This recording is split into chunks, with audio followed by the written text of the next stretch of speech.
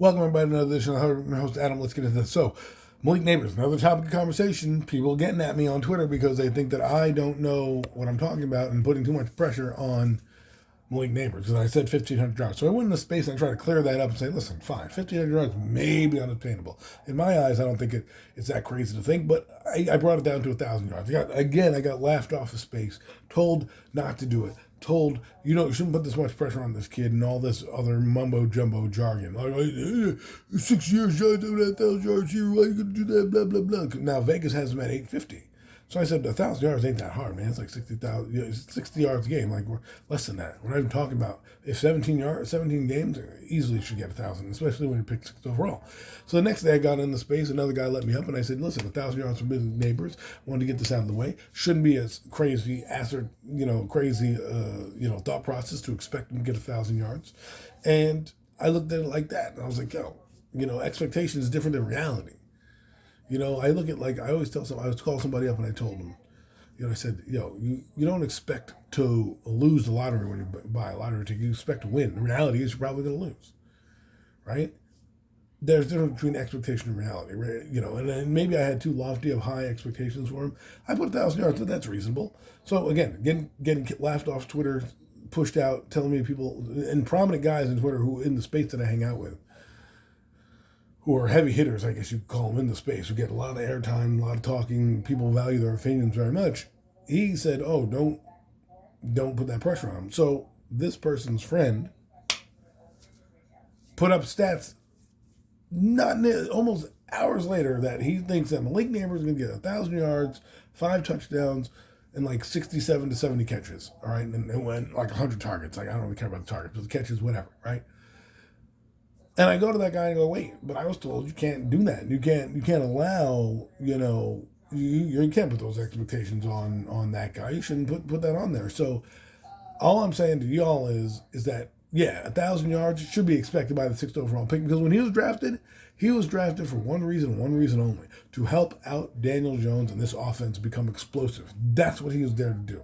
This ain't about next year's move. This ain't about pushing him to next year and the next quarterback. This move is for right now. You want to win right now. He gives you the best chance. Now, the next quarterback coming in is going to have a guy that'll already have some experience under his belt after the year. Yes, I get that, and I understand why people are saying he's not going to get 1,000 yards. Don't put that on him. I understand. Daniel Jones is the main culprit of that. However, if you think that a guy, I even asked this question. I said, what do you think the Cardinals are doing? You think the Cardinals are like, oh, well, we want this guy to get 800 yards. Oh, well, he has a quarterback. I'm like, I understand that, but Garrett Wilson had 3 different quarterbacks in a rookie season in 2022 and still cracked the 1,000-yard mark. Matter of fact, he was offensive rookie of the year that year. So, it should be done when this guy is supposed to be special. He's the second receiver taken in the draft, and LSU has had a history of receivers doing well in the draft. So 1,000 yards, which is 58.8 yards a game in the 17 game span, is not that exciting. Right? Not that exciting. He should eclipse that if he's worth a damn in what you're drafting. Do I know that he could blow out his knee and be out for games? The quarterback could be out. The offense could be stagnant. I get it. All those mitigating factors. But when you draft a guy 6th overall, you're not drafting him for next year unless you're drafting a quarterback, which is different. Quarterback is different in the NFL because you throw that guy out, you get him a lack of confidence, he gets sacked a lot, whatever, your development is stunted. You need some time. Now, again, if he's 6th overall, I would put him in later on in the year, no matter what the scenario was, minus being in the playoffs, to get him some burn so he has some, plays under his belt, like what the Eagles did with Jalen Hurts. You'll never know. But Jalen Hurts came in the first game against Cowboys for 300 yards. They kind of let him play the last remaining games. Obviously took him out in the last year in 2020. But again, what I'm saying is when you draft a skill position player or defensive player, if the Giants drafted a defensive player, right, your expectation should be like, damn, this guy should be defensive rookie of the year, whatever that means to be defensive rookie of the year. Whether that's like Micah Parsons came in and had 10 sacks. His rookie year. 10 sacks that guy had his rookie year. The people were hoping that he would be a blue chip player, and he came in and be a blue chip player. That's what happens when you draft a guy inside the top 10. When you do that, you're not trying to get a guy like in the mid-20s where you're hoping that he can develop, right? Because at that point, you're like, you don't have that expectation for him. And those things are tempered a little bit. But this guy is a top 10 pick. This guy needs to be box office right off the gate. And if that's too much pressure, well, then the Giants shouldn't have drafted him at 6th overall. I'm sorry. That's just my thought process. That's just how I'm thinking about it right now. That's just what I say. You draft 6th overall. That's what you need to be. Period. End of story. Now, someone brought up the fact of Puka Nacua. I said nobody in their right mind. I don't care what anybody tells me or what the Rams said or anything like this. Nobody in their right mind when they drafted Puka Nacua knew he was going for 1,500 yards. You should expect Malik Nabers to get close to 1,000, close to 1,200 yards, something like that, because that's what he was in college. That's what he did in college. He was a beast. Puka Nacua played for BYU. Nobody heard of the guy, and he had a ton of injuries. He comes in and damn near wins Rookie of the Year in a year where C.J. Stroud is the rookie winner. So to me, I don't have a problem with what I'm saying. I'm standing by that 1K. As a matter of fact, I might even put some money down on that Vegas line, because that's how confident I am in this kid. Now, this has nothing to do with the Giants hating on quarterback. That's what a lot of people think, is I'm putting these expectations on this kid because I'm mad they didn't draft the quarterback. I think the wrong move, and I'm still mad at Joe Shane for this, was to trade down if you're not going to pick a quarterback, because I feel like you could have done so much better and gotten more players on this team for the long term.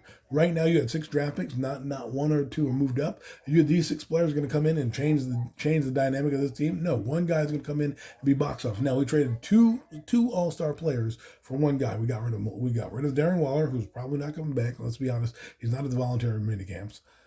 And Darius Slayton, who's not there. I don't care about that guy. He stinks anyways. He's not that good. Darius Slayton can kick rocks. I wouldn't miss him, at all. And then you have Saquon Barkley. So 3 guys on the roster that you hope to be playmakers. This guy is going to take away snap. People are like, oh, what are they going to do?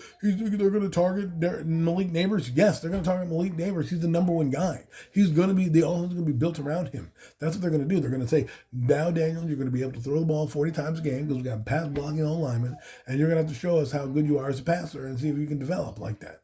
You know what I'm saying? And we'll see what happens, but 1,000 yards.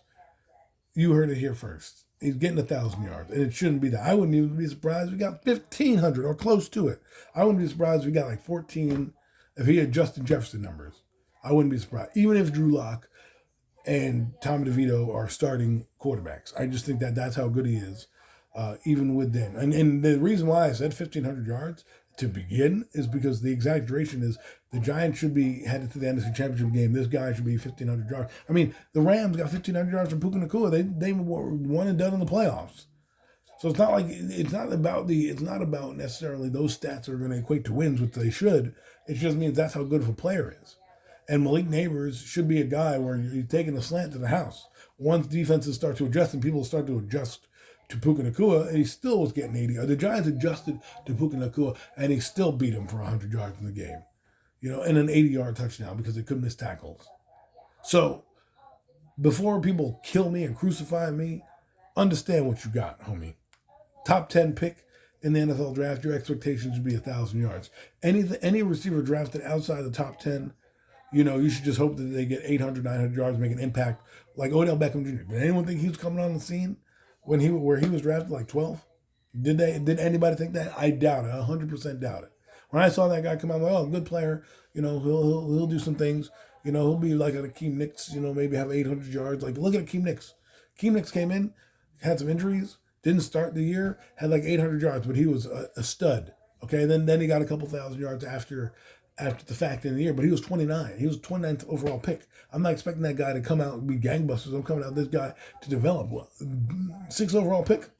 Y'all, you need to come out and dominate. You need to be that guy. You want to walk around with swag talk, about, all this and have sound bites because he's immature right now and he's still learning how to talk to people and all that stuff. Yeah, I expect that kid to have 1,000 yards, if not more. Even though our quarterback is terrible, and don't make me get into him. I'm just letting you know. This has been another edition of the Hurry Up. I'm your boy Adam. I'm your host. 1,000 to 1,500 yards is what I expect between him to fall. If he doesn't, it doesn't mean that kid's a bust. Mitigating circumstances. Maybe got knocked out of the game. Maybe he's injured. Maybe he's nicked up. Maybe the quarterback just sucks that much. Who knows?